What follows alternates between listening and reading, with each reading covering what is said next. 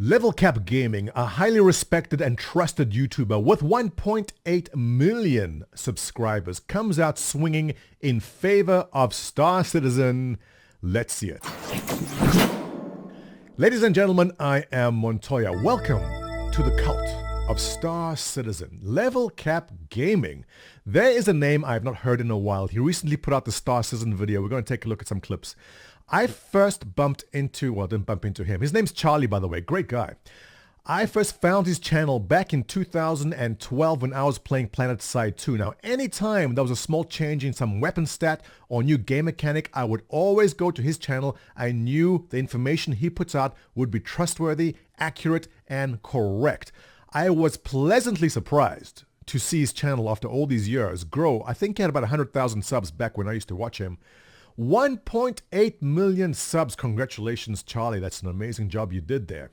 So let's jump in and see what he is saying about Star Citizen. Roll it. Yes, $27,000 is way too much for me to invest in a video game, especially without getting a share of the company in return, but it might not be for someone else or a group of people. All right, he started off with the 27,000 pack that that was a topic I discussed in length with Sid Alpha. Actually, I spoke to Sid Alpha on Discord. Great guy, by the way. We will just agree to disagree on that topic. Sid Alpha says it's a sign of extreme greed. My opinion on that is different, and actually LevelCap is agreeing with me with what I said. Some people can't afford it, let them have it. Now, the difference between Yong Ye and Sid Alpha, in my opinion here, is that I've actually spoken to people who own the package. And the people who own this package, at least the ones I know, are the kind of people that can spend $27,000 on a package. In fact, the people that bought this package already had $27,000 in the game, and they wanted a way to consolidate all the stuff they had into one neat package, and this is why it was offered to them. A comment I see a lot of is people saying, $27,000, you can buy a car for that much. Well, newsflash, the guys that spend $27,000 on a video game have a nice car. No, actually, I'm lying. They have 2 nice cars, maybe 3 nice cars and a boat at the beach house or the lake house, because they have 2 houses too. These are the people which are buying it. They're people that can't afford it. If you don't have a nice car and you don't have a beach house, but you bought the $27,000 package, go see a doctor because your medication needs to be adjusted. Let's go on and see the next point here, and it was the issue of people that put hundreds of hours into bashing Star Citizen. Why do they do it? LevelCap, go. The amount of drama surrounding the game has been somewhat relentless and disappointing in that most of it can be construed as fairly inaccurate. I guess that's the price you pay for crowdfunding a project with a long development cycle and tons of money involved. You get impatient investors as well as media looking to make some drama for views.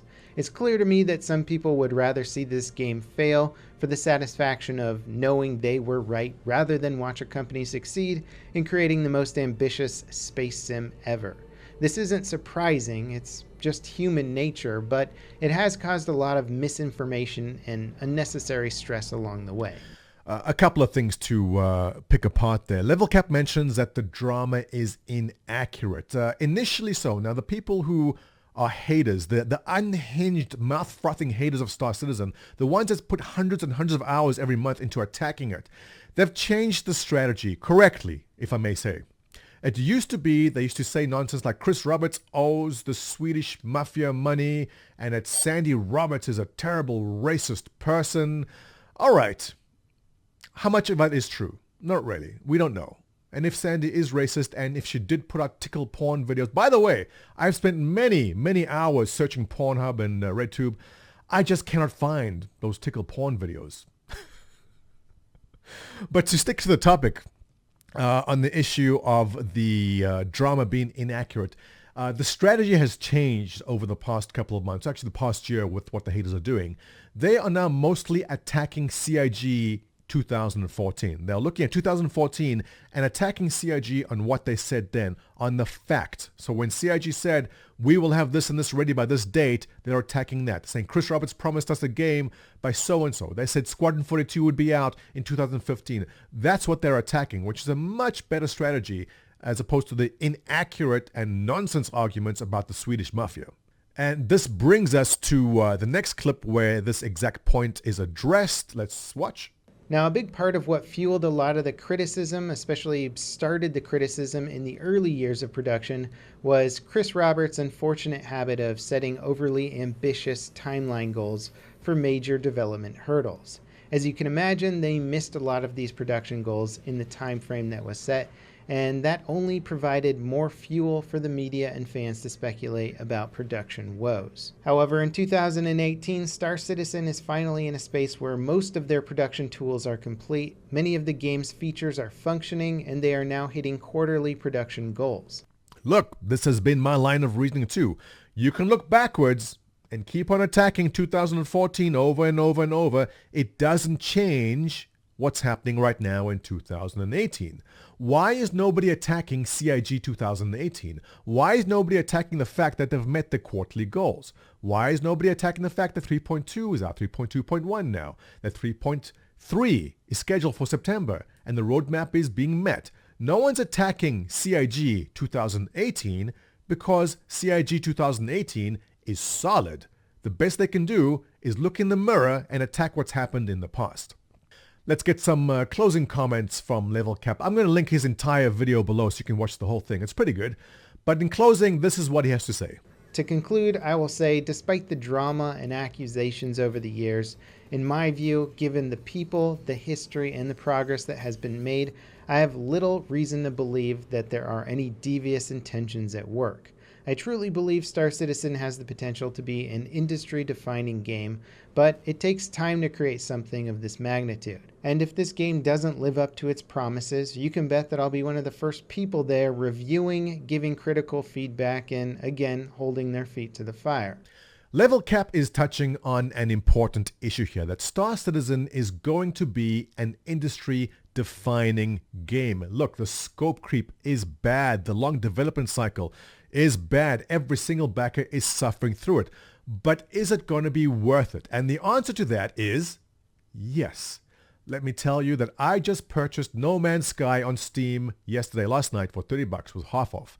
I was watching Clifford, aka Miku. He's streaming on Mixer, and he was playing No Man's Sky. And I said, Clifford, is this worth the buy? He says, absolutely, go get it. So I did, and I downloaded it. And you know what?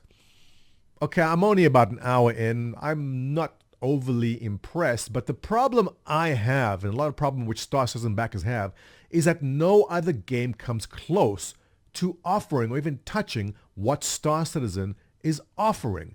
Games I'm excited for. Cyberpunk. I think Cyberpunk is going to be The Witcher 3 on steroids, set in a dystopian future, a huge map, a rich storyline. It's going to be great. What is new and innovative in Cyberpunk? Not much. It's going to be a great story. I hope to spend 300, 400, 500 hours in the game, but there's nothing new and innovative about that. Anthem. Anthem is the other game I'm looking forward to. Nothing original about Anthem. You know, it's Warframe, it's Destiny, it's The Division, reskinned, maybe new game mechanic, maybe a new weapon here and there, but it's the same shooter. But look, I'm looking forward to spending 100 to 300 hours in Anthem. Where is the next 1,000 hour game? Where is the next 2,000 hour game? World of Warcraft. There's people playing that for thousands of hours. EVE Online, great example. EVE Online is so broad and so deep. You can spend 10 years playing that game and still come back and play more. That's what I'm looking for. That is what we are all looking for in Star Citizen. That is the reason why we continue to back it and support it, because this is going to be the next 2,000 or 3,000 hour game that comes out, and nothing at the moment is coming close to what Star Citizen will offer. So let me ask you viewers, what game is out there that has the scope, that has the depth to keep you engaged for thousands of hours that I may not know of? Post below, give me your thoughts. If you enjoyed this video, if you enjoy Montoya's ASMR, subscribe to my channel. Scratch. Tell your friends. Give me a thumbs up also. I'll be streaming me doing this very soon. I'll see you in the next one.